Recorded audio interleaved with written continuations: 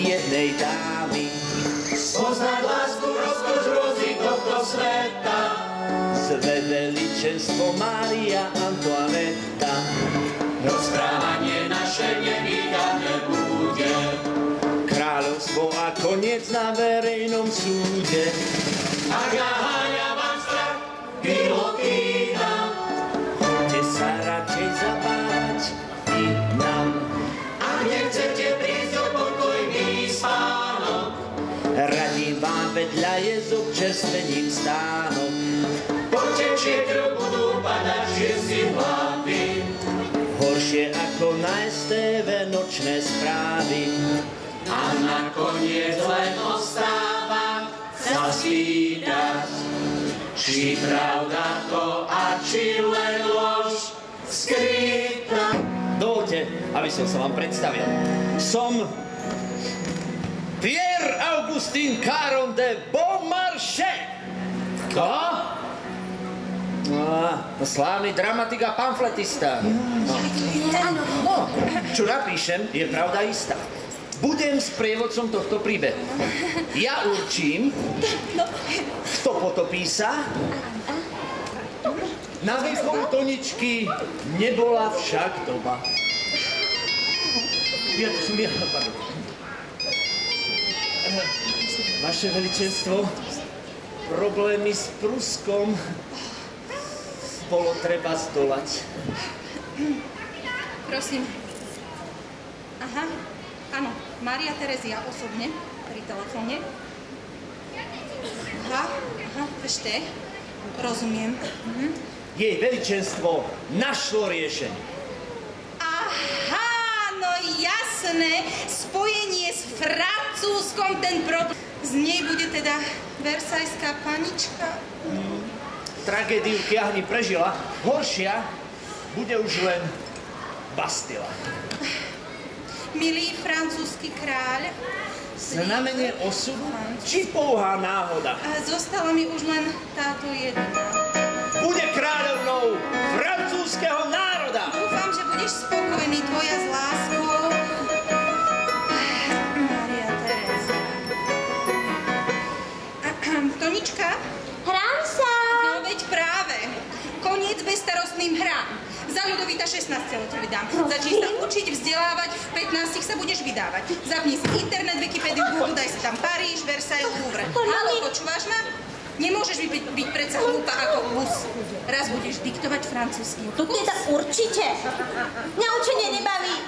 Papulnatá. Chcem sa ísť do záhrady. Radšej odávať sa hrám ako googliť Notre Dame.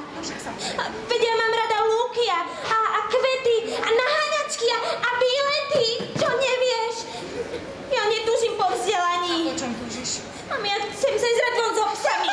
No, vieš, kde by sme skončili, keby som sa ja hrala s obsami? Žiadne také, tu si sadni, poďme. Od zajtra prichádzajú na dvor najlepší učitelia z celej Viedne. Začni sa učiť francúzsku francúzštinu, francúzsky dejepis, francúzsky zemepis, francúzske spoločenské správanie a ešte aj dvornú etiketu. A to nás ešte čaká tanec, spev, hra na hudobný nástroj a samozrejme hygiena a sexuálna výchova. Sexuálna výchova? Tak ty, mami, a bude ma milovať?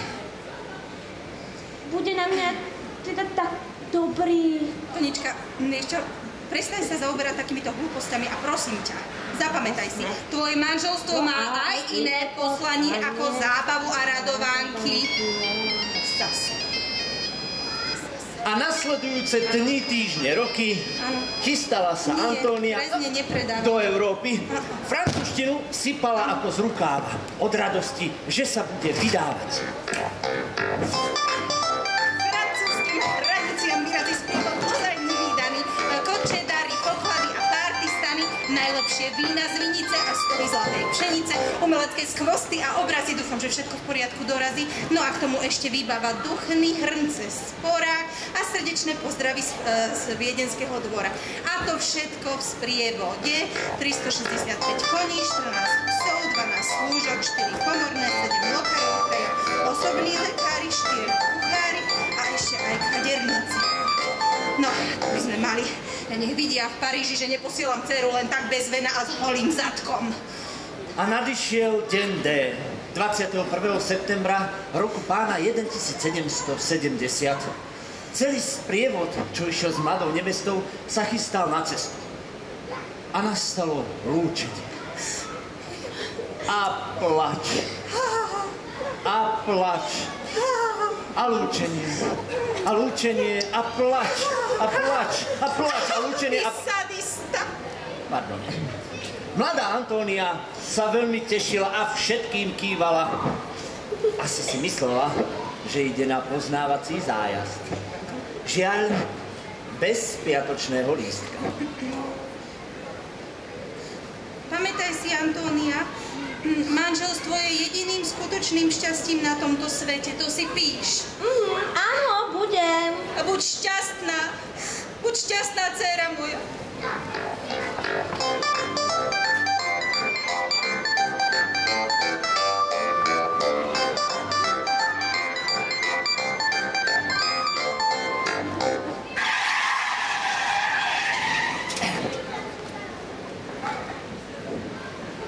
Vaša eminencia, kardinál, už idú.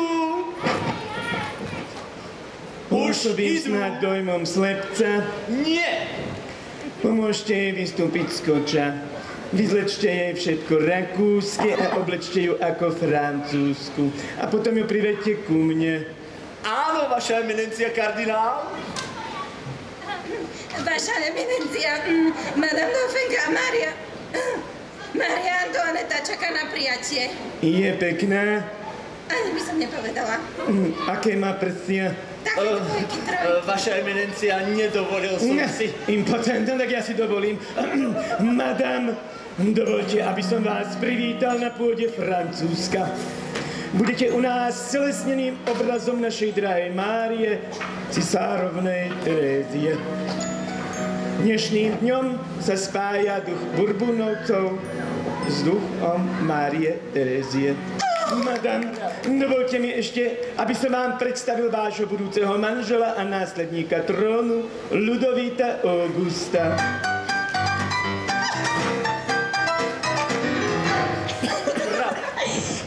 Ďakujem vám. Prepáčte, ale takéto správanie nedovoľuje dvorná etiketa.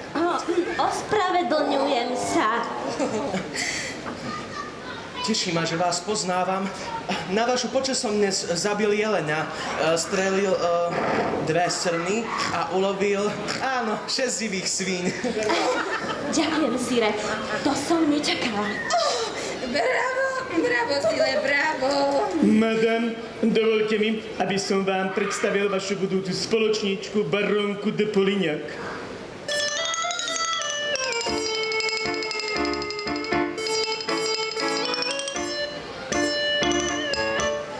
Bude vašou prvou dvornou dámou a aj vašou dôverníčkou.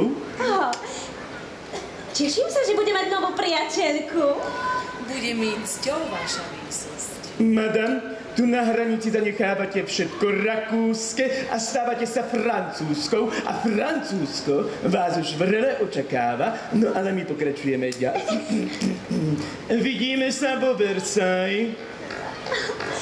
Ako ma srdečne vítajú. Samé úsmevy a podania ruky. Videli ste? Čo mám robiť, ako reagovať? Nič, len sa usmievajte a tvorte sa šťastne a milé.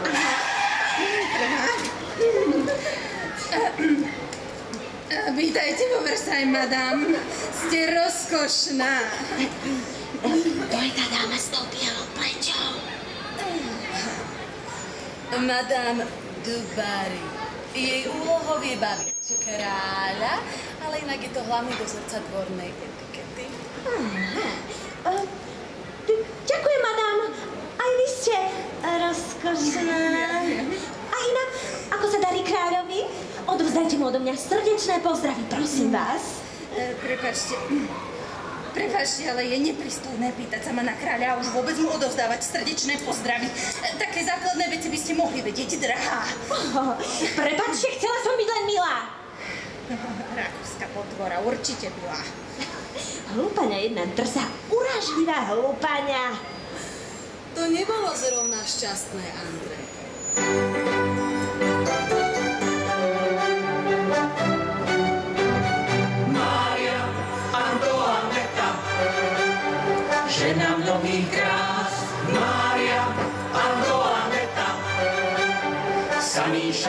samý špás. Mária, Antoaneta, žena mnohých krás.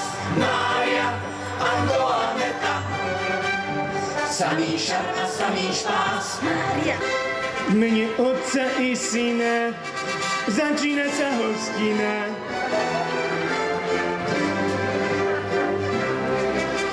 Naše veličenstvo, ale dnes by ste nemali toľko jesť. Prečo, keď sa dobre najem, dobre sa mi spí? Ale dnes by ste nemali toľko jesť, ani toľko spať. Čakajú vás predsa príjemné povinnosti. Pripravte manželské lôžko.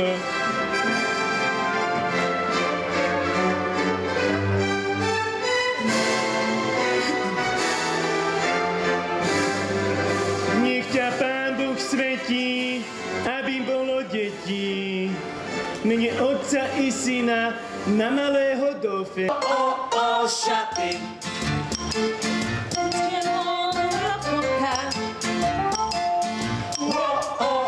Šaty.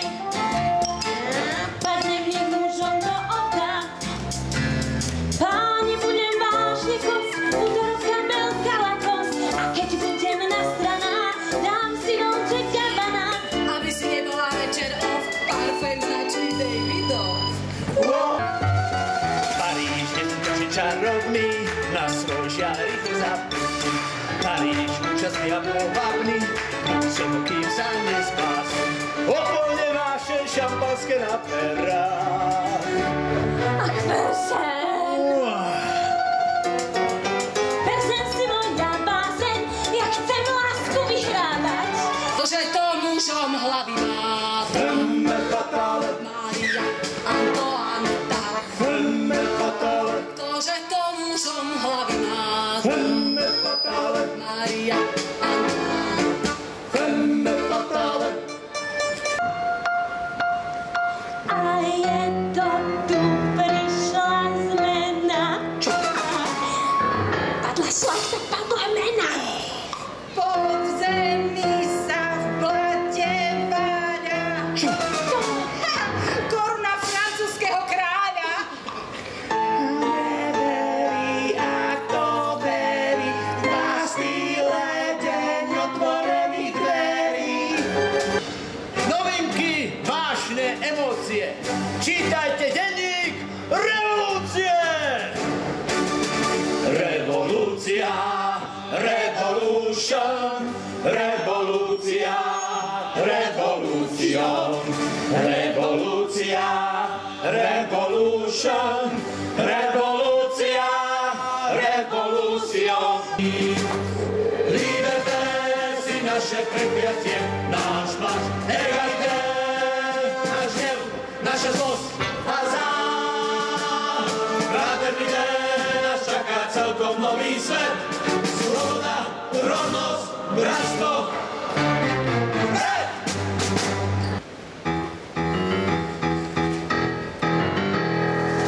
Dnes padla Bastila a zajtra padne kráľ.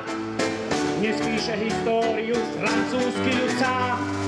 Dnes rúcame stáročia hnilé základy, až budúcnosť nové hradby postaví. Nech je zajtrajšok našich detí, nie my sa ešte nebudeme smiať, až budúcnosť našu slobodu zdedí. V túto noc ju ešte nebudeme mať. Francúzsky ľud očakáva podpis zákona. Nová krv prúdi do žil Francie, z jej popojenia národ ožije. Má novú silu zmeniť smer. Za Boha, za národ, so zbraňou vpred. Orevolá monarchia, revolúcia. Nech žije republika, nech ju žená Boh. Nech Všetko je, jak má byť. Nezmenila by som nič.